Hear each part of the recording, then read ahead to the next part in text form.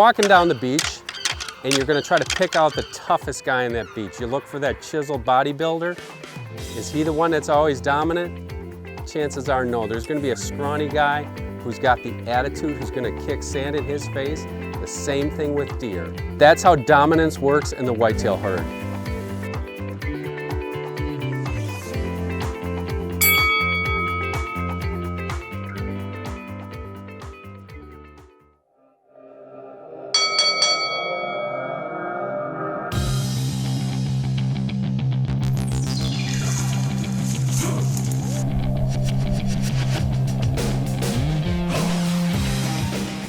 Which bucks are most dominant in the whitetail herd?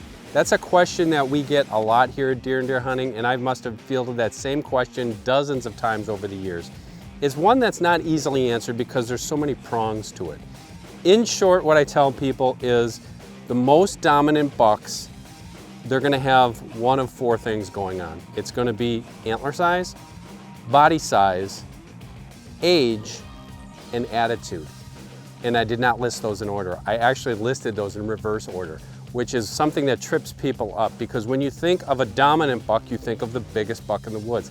Not always the case. Charlie Alsheimer taught us this many years ago when he wrote an article called "Big Bucks Aren't Always Bullies." And in fact, a lot of times the biggest bucks, antler-wise, are the submissive ones in the herd.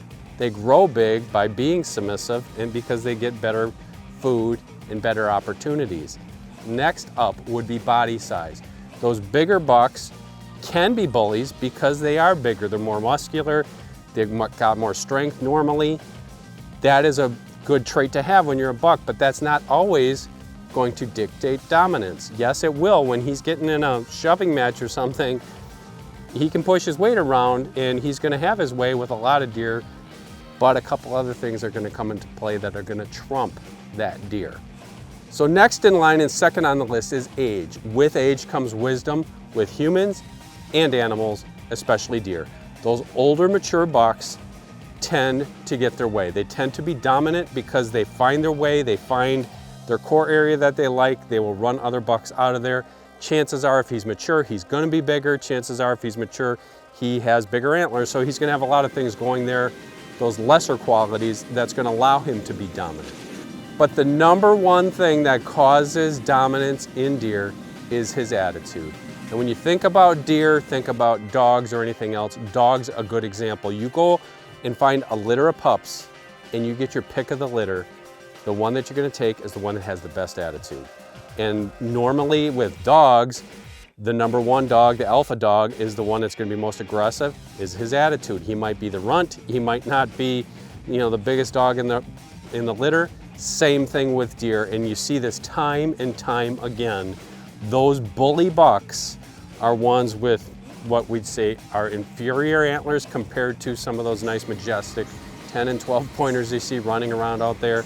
They might not have the biggest body size, but they're the scrap fighters. They know how to push their way around. They know how to bully other deer. It's all about attitude. Land of Whitetail is brought to you by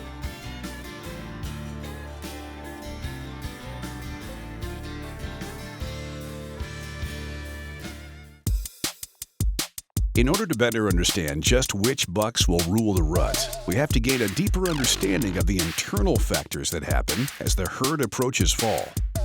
When we start coming into fall, what we're experiencing is shorter and shorter days, longer and longer nights. As we have longer and longer periods of darkness, we have elevated, continuing to rise levels of melatonin production. And this begins to trigger a response in our deer. If we take a look at bucks, what we will see is we will begin to see a slow increase in production of testosterone. That testosterone is slowly rising to prepare that body for the rigors of the rut. They're going to start to put on body mass. You're going to have a thickening in the neck. You're going to start to see behavioral changes that is going to lead to increases in scraping. It's going to result in, this is also occurring around the time in September when the antlers are done hardening. When they're going to shed the velvet, but you're going to see a slow increase and rise in testosterone until probably late October. And then what we're going to see is we're going to see an incredible surge in testosterone at that time. So rising levels of testosterone are resulting in a preparation of the body to be able to compete for breeding opportunities. And then we're going to have a surge in testosterone that's going to result in dramatic behavioral changes and increased aggression that is going to drive that individual to behaviorally support the physical attributes that they've taken on. Large antlers, large body mass, but that surge in testosterone is going to increase aggression and is going to increase their ability to compete for, emotionally and behaviorally compete for breeding opportunities. So you're going to have a massive surge in testosterone, but these animals just cannot sustain it. And you're going to start to see condition deteriorate, and condition is going to start to cause testosterone to decline. They've got to get that testosterone level back down to reduce those behavioral changes, reduce that aggression, because they just have to back out of that breeding season. They cannot sustain that indefinitely. It's going to drive them to death. And so you'll see a massive decrease in testosterone. You're going to see a decrease in condition that's driving that. That's ultimately going to result in shedding of the antlers following the breeding season. Normally, if we're taking a look at Michigan, Wisconsin, we're seeing that's resulting in shedding of the antlers beginning around Christmas time. If you get into some parts of the South, that may be taking place in February or even March.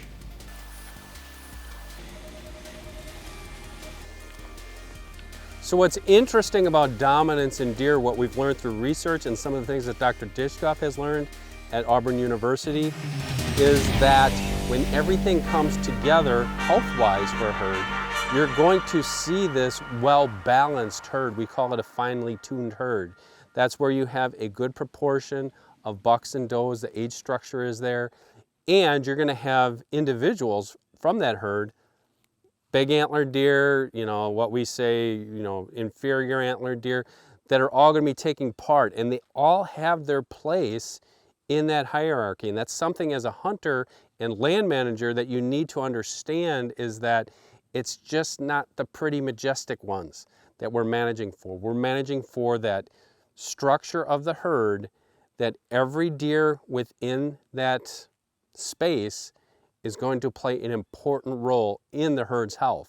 And that's through dispersal, that's through dominance among male and female members of the herd, and it's also within the sex structure of that herd, buck to doe ratio. Kansas is just one of those special destinations you need to hunt as a whitetail enthusiast. Way more rugged country, more rugged coulees, big oak draws, and big whitetails.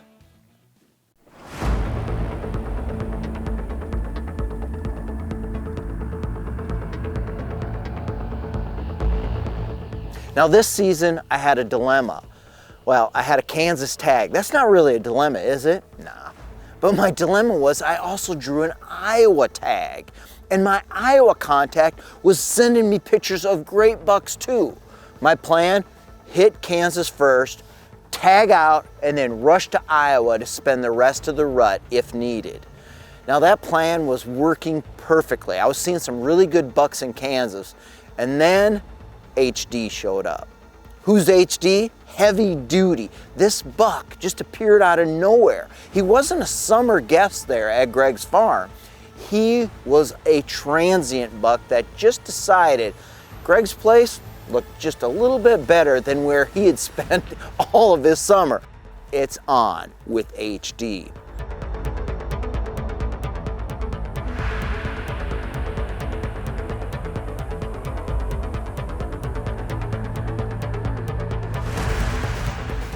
My buddy Greg was in here this morning scouting and saw no less than 3 bucks fighting. Now, how do 3 bucks fight? Well, all 3 fought together. He got the most awesome footage you've seen. One of those bucks, likely shooter. We're going to take a look at him tonight up close and personal. But we're going to have some deer action. We're surrounded by food plots that Greg's just been manicuring all summer long, and the deer are attracted to this one spot. Plus, if you follow me out the window,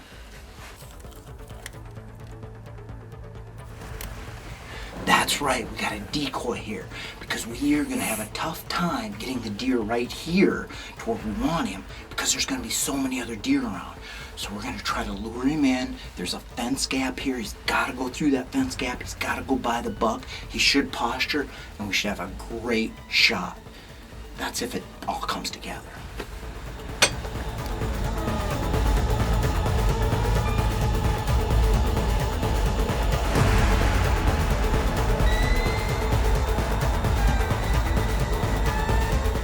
We've all been here before. Your target buck is just out of range, and well, he's taking his sweet time out there.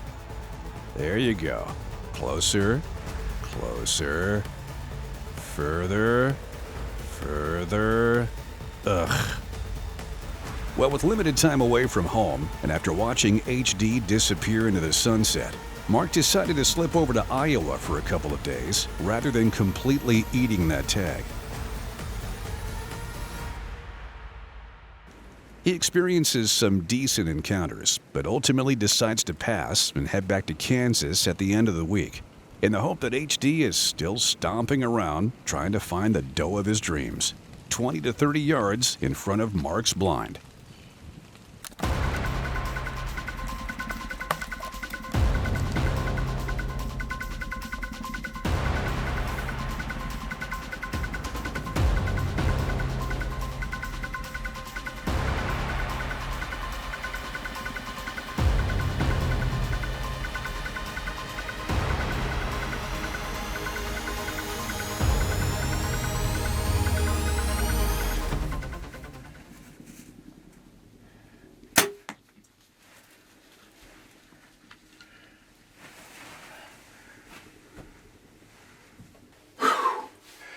Seconds ago, the buck I've been waiting for the whole hunt here in Kansas just appeared right out of the timber here, walked right up, and he was headed right to the gap in the gate. He was going to pass right by the does, and hopefully he was going to stop him with the scent, but he stopped just before that. I haven't even looked at the video. I'm thinking I had the shot too wide because I'm self-filming here in Kansas. I think you're going to see him right in the corner of the frame, and then he runs off. But when he ran off, he ran straight behind me back here, and I could see him. He got the old wobbly legs, kind of like I got right now, and he tipped over. I think he's a Kansas brute. My buddy Greg Gilman had videotaped him earlier in the week. The buck has got main beams to no end, mass. I think he's got triple brows on one side, junks off the bases, enormous bases. Maybe we should just go look at him.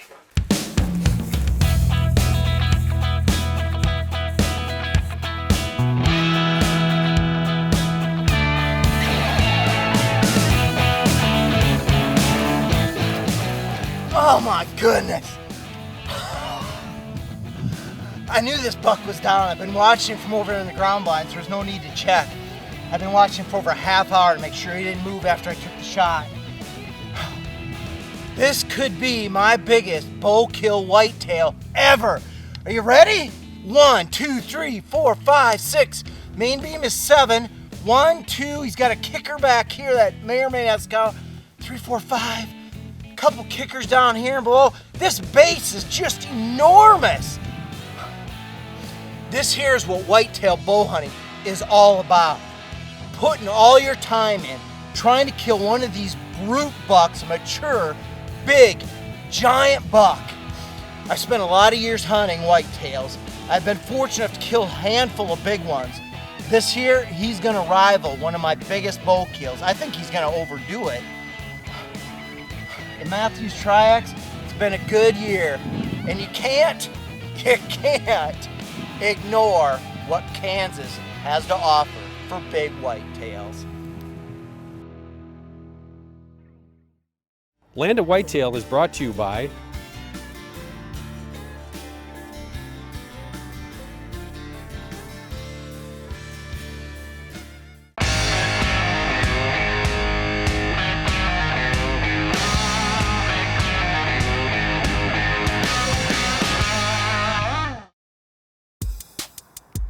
Hey, if you're a crossbow hunter, you can appreciate that it's not always as easy as the other guys say it is shooting a crossbow versus a regular bow.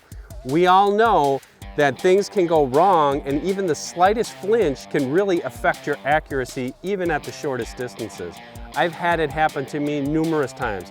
A simple thing that I do is I use the sling. You know, you think of a sling as just something that you're carrying your crossbow into the woods with or to the tree stand with. A sling can be very helpful in helping you stabilize yourself and get that shot off, especially in the event that a deer shows up unexpected. It's right there, you gotta make the shot. You can't get in position to lean up against something or, you know, set it on a shelf in a blind or whatnot. So what I do here, it's really super easy, but I adjust that sling before I'm ready to hunt. I have it so it's taut, so I can take my elbow, get it in the sling, and just with my pressure, push my elbow out, rock solid, and just adjust that and use my other elbow, my other shoulder to balance myself off. You'd be surprised at how much more stable this is rather than just taking the crossbow up and trying to hold it steady. When you do that, a lot of times you squeeze it, you cant it, and you can actually see it, whether you have a crosshair or a pin, you can kind of see it floating. And when we see that, no matter what kind of weapon you're using, you know that your accuracy is going to be affected. Try your sling to stabilize yourself when you're going to shoot, and you'll be surprised at how much more accurate you can shoot, especially at those longer distances. Are you like me in regard to bow hunting? You might have the same arrows for a season or two. You start shooting some, you start breaking them, hitting deer, losing them. And before you know it, you have to get new arrows, and you might not buy the same arrows, or somebody might give you some different arrows. And if you're like me, you have a quiver or a garage full of all sorts of different arrows. I shoot Easton arrows, and they're all Eastons that I have, but I have a lot of different sizes of arrows. I've learned that at short distances, I can get by with different size arrows that are cut the same, especially on those 15 and 20 yard shots. I don't like to do that, however, because the differences in flight characteristics really show up after that, and especially when you put broadheads on there, even if you're shooting expandables. To illustrate my point, I have two different types of arrows here. I have a 6.5 millimeter whiteout arrow, and I have a 4 millimeter FMJ. If you go off the weight of these arrows, completely different. This one is about 8 grains an inch. This one is 11 grains an inch. That's 90 grains difference. Now, that's a lot of weight difference. Now, we're not talking about kinetic energy, we're not talking about any of that, we're just talking about the flight of the arrow. But let me show you the difference on a close shot versus a little bit farther shot. I don't suspect, because I've shot my Matthews enough, I don't suspect much of a difference at the shorter distance, but I expect a big difference at the farther distances.